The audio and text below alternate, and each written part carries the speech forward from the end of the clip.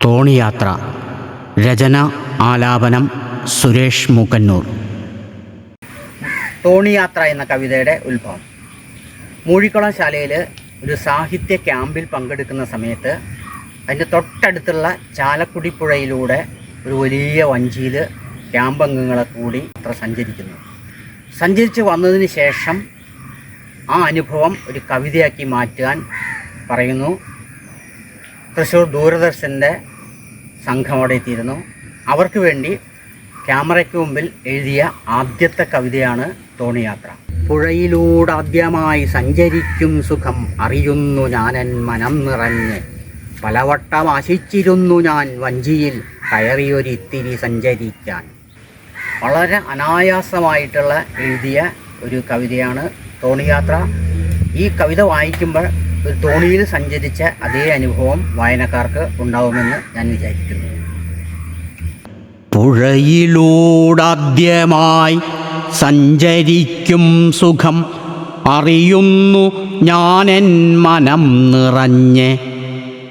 പുഴയിലൂടാദ്യമായി സഞ്ചരിക്കും സുഖം അറിയുന്നു ഞാനെൻ മനം നിറഞ്ഞ്, പലവട്ടമാശിച്ചിരുന്നു ഞാൻ വഞ്ചിയിൽ കയറി ഒരിത്തിരി സഞ്ചരിക്കാൻ. മുറിയിൽ ഷവറിൽ കുളിക്കുന്ന നേരത്തും മഴയിൽ പുഴയിൽ കുളിപ്പതോർക്കെ, പലവട്ടമാശിച്ചിരുന്നു ഞാൻ വഞ്ചിയിൽ കയറി ഒരിത്തിരി സഞ്ചരിക്കാൻ.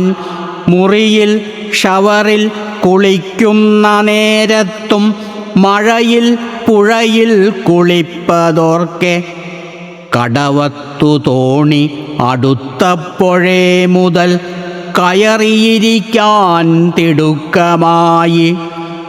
കടവത്ത് തോണിയടുത്തപ്പോഴേ മുതൽ കയറി ഇരിക്കാൻ തിടുക്കമായി. തൊട്ടിലിൽ ആദ്യം കിടന്ന പോൽ വഞ്ചിതൻ തട്ടിലിരുന്നു ചാഞ്ചാടിപ്പോകെ. തൊട്ടിലിൽ ആദ്യം കിടന്ന പോൽ വഞ്ചിതൻ തട്ടിലിരുന്നു ചാഞ്ചാടിപ്പോകെ. അമ്മതൻ കൈകൾ നദിതൻ അലകളായി എന്നെ തഴുകി തണുത്ത കാറ്റ്. തൊട്ടിലാദ്യം കിടന്ന പോൽ വഞ്ചിതൻ തട്ടിലിരുന്നു ചാഞ്ചാടിപ്പോകെ. അമ്മതൻ കൈകൾ നദിതൻ അലകളായി എന്നെ തഴുകി തണുത്ത കാറ്റ്.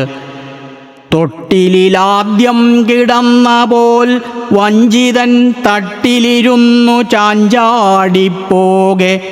അമ്മതൻ കൈകൾ നദിതൻ അലകളായി എന്നെ തഴുകി തണുത്ത കാറ്റ്, എന്നെ തഴുകി തണുത്ത കാറ്റ്.